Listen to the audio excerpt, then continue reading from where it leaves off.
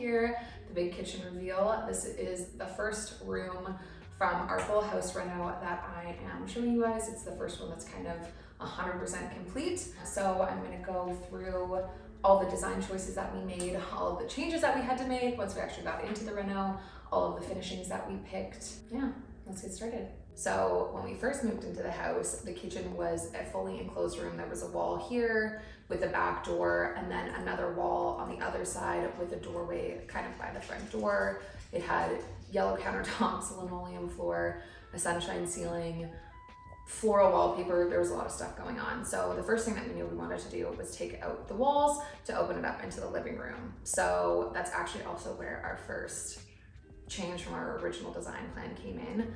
The wall that came across here, when we took it out, we realized that there was a supporting beam out a little further than we had anticipated. So we were able to take the wall out and put a beam across the ceiling to support it, but we couldn't take this supporting beam out on the end, which meant we had to change the island layout a little bit. So instead of being a full square, we ended up having to cut a corner out, which worked out perfectly fine because we were able to frame in where the bar stools go, but that just made sure that there was enough room between the wall and the corner of the countertop for you to be able to walk comfortably and not feel like it was too tight. So when we were designing the cabinet and the rest of the kitchen layout, we knew that we didn't want to have upper shelves or upper cabinets. We wanted to have shelves instead to have it feel a little bit more open, and so we could put some things sort of on display in the kitchen. So instead we made sure that we had a lot of drawers. So the entire island is full of like really deep drawers to make sure that we had enough storage. We also didn't want to have the appliances for the most part showing, since it is so open concept and you can see it from the living room. So instead we decided to go with panels for the fridge and the freezer, as well as the dishwasher, and then the only appliance that you could really see is the stove. For our cabinets, we got them from YYC Kitchen and Bath. It was a new company that we were working with, but the designer had actually done the cabinets for our last house, so we knew we liked working with him and that he understood what we wanted. It was a custom kitchen design so that we could take advantage of as much of the space in the kitchen as possible, the measurements that we had. So all the cabinet design was custom. Emma Whiting Young, who was our interior designer, did the cabinet layout for us, and then the cabinet company helped finalize everything and make sure it would all fit and work and flow together. For wood choice, we went with walnut. It's not like a full solid walnut cabinet because full solid walnut cabinets are insanely expensive. So we actually did a veneer, gives the exact same look, way more cost effective, but we also knew we wanted to do like a wood look for the kitchen. At our last kitchen, it was all white cabinets, and I knew I wanted to do something really different than that, so we're super happy with how the dark wood turned out. We also didn't want to have super noticeable handles, so we went with these small black pull tabs instead of like gold or brass or anything like that, just so they'd sort of blend in a little bit more and not be as noticeable. Another thing that we added to our cabinet design that Emma suggested was a coffee station. So these cabinets are a little different than the rest because they actually slide away. So you can use this cabinet sort of like regular doors and open it, or you can open it all the way up. It's finished on the inside. We've set ours up as a bit of like a coffee station, but it's kind of an easy way to take appliances that you would have out on the counter and put them away somewhere where you don't see them all the time so it doesn't look as cluttered. When we were picking the countertops, Emma, our designer, had a really great suggestion, and that was to do a black or like a darker island and then a lighter exterior countertop color.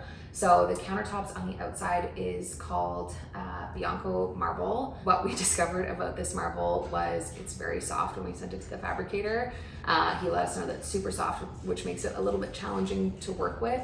When we were installing it, we actually had one of the pieces break, so they had to recut it because it was so soft, and some of the thinner pieces along like under the window behind the sink had to be cut super thin, so they were really fragile. One of the pluses about it was with these slabs, they weren't very thick. So this is actually a bit of a false front. This isn't how thick the countertop is, but what that allowed us to do was use it for a backsplash as well, because if you have a full thick slab and you put it on the backsplash, it can be really heavy on the wall, and then also it sticks out too far so it looks a little bit funny. So because it was thin, we were able to use a piece to do one full piece for the backsplash and then have a shorter piece along behind the rest of the countertops. for the island, this is a Nero Orion granite, I think is what it's called. A much harder stone than what is on the outside. My dad and my husband actually had to help the guys carry this in. It's a 700-pound piece of granite and they had to wheel it in the front door. So it was a little bit of a challenge to get it inside. But what we loved about this one is it's got a leather finish on it. So everyone that I had talked to had said, like, if you're gonna do black, don't make it smooth because it is almost impossible to keep clean. Anytime someone touches it, you can see the fingerprints and the smudges on it, and it just like doesn't look that great. So we were able to find a slab with a leathered sort of textured finish on it, so it's not perfectly smooth and it's not shiny, so that when you do touch it or put food down on it or whatever, you don't see all of those little smudges. It's way easier to keep clean and just way lower maintenance than a polished stone. For our appliances, we got all new kitchen appliances. We went with Fisher Paykel, which is actually different than our last house. We hadn't really heard about them until we went to the appliance store to pick them out, but for the quality that you get, they're a really good price.